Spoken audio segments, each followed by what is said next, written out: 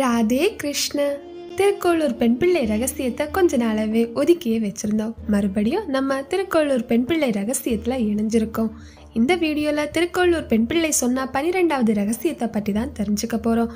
இந்த 12வது வாக்கியம் என்ன அப்படின்னா, எம்பெருமான் என்றேனோ பட்டர் பிரானே போலே. பட்டர்பிரான் யாருன்னு உங்களுக்கே தெரிஞ்சிருக்கு.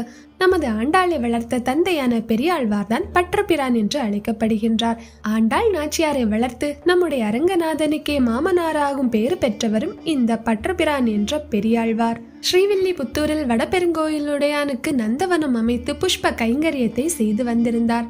ஸ்ரீவில்லிபுத்தூர் மதுரை ஆட்சிக்கு உட்பட்ட இடம். மதுரையை அந்த நேரத்தில் ஆண்டு வந்த மன்னன் வல்லப தேவன். ஒரு நாள் மன்னன் வல்லப தேவன் மாறுவேடத்தில் நகர்வலம் வந்து கொண்டிருந்தார். மன்னன் நடந்து வந்த வீதியில் ஒரு பெரியவரை சந்திக்கின்றார். அவர் திண்ணையில் உறங்குவதற்கு முன்பாக இறைவனை வழிபாடு செய்வதை பார்க்கின்றார்.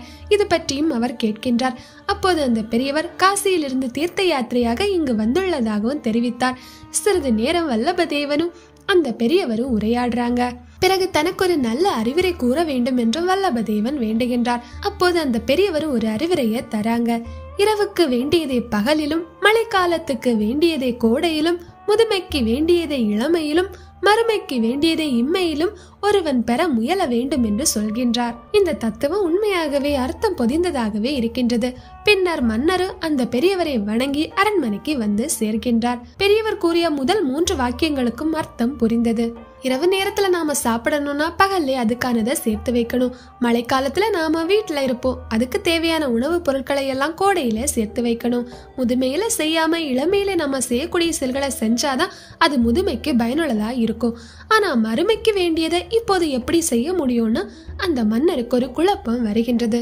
மறுமைக்கு தேவையானது மோட்சம். அந்த மோட்சத்தை எப்படி இம்மையிலே சேர்க்க முடியும்னு யோசிக்கிறாங்க.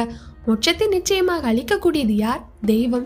அப்ப மோட்சத்தை அளிக்கக்கூடிய தெய்வம் எதுன்னு ஒரு கேள்வி அவருடைய மனதுல உருவாகுது. உடனே அரசவையை கூட்டி எல்லார்கிட்ட இதுக்கான விடையை கேட்கிறாங்க. முழுமுதற் கடவுள் யாருன்னு ஒரு கேள்வியை வைக்கிறாங்க. அதற்கான சரியான விடை அளிப்பவர்களுக்கு பொற்கிளியும் பரிசளிப்பதாக கூறுகின்றார். பொற்கிளினா ஒரு பையில தங்க காசுகள் போட்டு வச்சிருப்பாங்க. இதுதான் பொற்கிளி அப்படின்னு சொல்லுவாங்க. பல நாட்கள் ஆகுது. வந்தவர்கள் ஒவ்வொரு விதமாக மன்னனுக்கு பதில் கூறுறாங்க. ஆனா மன்னனுடைய சந்தேகத்திற்கு யாருடைய விளக்கமும் திருப்தி அளிக்கவே இல்லை. இனி தன்னோட கேள்விக்கும் தன்னோட சந்தேகத்துக்கும் நல்வழி சொல்லக்கூடிய ஒரு அறிஞரை அனுப்பணும்னு கூடல் மாநகரத்து அழகரிடமே பிரார்த்தனை வைக்கின்றார். இப்பதான் நம்ம பெருமாளுடைய வேலை ஆரம்பிக்குது. தன்னுடைய பக்தனுடைய பெருமையை உலகம் அறியணும். அதே நேரத்துல வல்லபதேவருடைய சந்தேகமும் தீரணும்னு பகவான் மகாவிஷ்ணு பெரியாழ்வாருடைய கனவில் தோன்றுகின்றார். விஷ்ணு சித்தரே, என்னுடைய பக்தனான பாண்டிய மன்னன் உண்மை பொருளை அறிய விரும்புகின்றான். நீங்கள் உடனே மதுரைக்கு சென்று வேதங்கள் ஓதி உண்மை பொருளை பற்றி அவருக்கு எடுத்துரைக்க வேண்டும். உடனே பெரியாழ்வார் சொல்றாங்க, பெருமாளே, நான் வெறும் புஷ்ப கைங்கரியம் செய்பவன், வேறு வேத மந்திரங்கள் எதுவும் தெரியாது. அப்ப பெருமாள் சொல்றாங்க, என் அடியாராகிய உங்களுக்கு ஓதாது உணரும் தன்மை அளிக்கின்றேன். அதாவது நாம் படித்து உணராமலேயே உமக்கு அனைத்து வேத ஞானத்தையும் தருகின்றேன் என்று பெருமாள் சொல்கின்றார். பிறகென்ன, மறுநாளே பாண்டிய மன்னனுடைய சபைக்கு பெரியாழ்வார் செல்கின்றார். பொற்கிளிக்கு ஆசைப்பட்டெல்லாம் பெரியாழ்வார் செல்லவில்லை. பகவானுடைய வார்த்தைகளை தமக்கிட்ட ஆணையாக ஏற்றே அரண்மனைக்கு செல்கின்றார். அப்படி செல்லும் போது மன்னனுக்கான விடையும் தருகின்றார். மறுமைக்கு தேவையானது பக்தி செய்வது. பக்தி செய்ய வேண்டும் என்றால் சரணாகதி தர்மம் மட்டுமே ஒரே வழி என்ற தத்துவத்தை பாண்டிய மன்னனுடைய சபையில் பெரியாழ்வார் எடுத்து சொல்கின்றார். உண்மையில் இதுதான் விடையும். கலியுகத்தில் இருந்து நாம் பகவானை அடைய வேண்டும் என்றால் பக்தி செய்வது, சரணாகதி அடைவதும் தான் ஒரே வழி. இதைதான் நாமளும் கடைபிடிக்கணும். இந்த நேரத்துல கம்பத்துல கட்டப்பட்டிருந்த பொற்கிளி தானாக அவர் முன்னே தாழ வளைந்து கொடுத்தது. அப்படியென்றால் இந்த கேள்விக்கு சரியான பதிலை அளித்தது பெரியாழ்வார் தான்.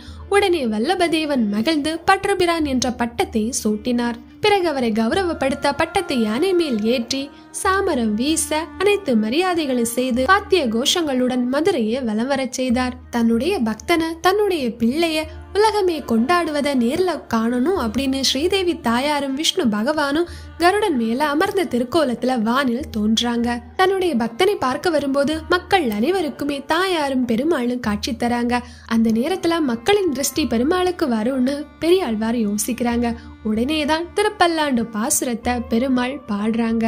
அப்படி இருக்கும் போது பெரியாழ்வார் ஸ்ரீமன் நாராயணரான விஷ்ணு பகவானை பணிவுடனும் பக்தியுடனும் என்னல் எம்பெருமான் என்று அழைத்தார். பெரியாழ்வார் விஷ்ணு பகவானே பரம்பொருள் என்று அனைவருக்கும் எடுத்து கூறினார். இப்படி எம்பெருமான் நாராயணரை பரம்பொருள் என்றேனோ இல்லையோ என்றுதான் திருக்கோளூர் பெண் பிள்ளை சொல்கின்றாள். பெரியாழ்வார் தன்னுடைய பிறப்பின் உண்மை பொருளை அறிந்து பெருமாளை எம்பெருமான் என்று அழைக்கின்றார். திருப்பல்லாண்டும் பாடுகின்றார். இப்படிப்பட்ட ஒரு பாக்கியம் எனக்கு கிடைக்கவில்லையே என்றுதான் திருக்கோளூர் பெண் பிள்ளை உருகுகின்றார். நாமும் அப்படித்தான் அற்ப விஷயங்களுக்காக போட்டு மனசை குழப்பிக்காம அந்த மனதை பகவானுக்கே கொடுக்க வேண்டும். பகவானுக்கு கொடுக்கப்பட்ட மனதை யாராலையும் திருப்பி பெறவே முடியாது. அதையும் ஞாபகத்துல வச்சுக்கோங்க. சர்வம் ஸ்ரீ கிருஷ்ணார்ப்பணம். இந்த வீடியோ பதிவு உங்களுக்கு பயனுள்ளதா இருந்துச்சு அப்படின்னா மறக்காம வீடியோவை லைக் பண்ணி உங்க நண்பர்களுக்கும் உறவினர்களுக்கும் ஷேர் பண்ணுங்க. அடுத்த ஒரு வீடியோ பதிவுல சந்திக்கலாம். கிருஷ்ணா கிருஷ்ணா ராதா ராதா.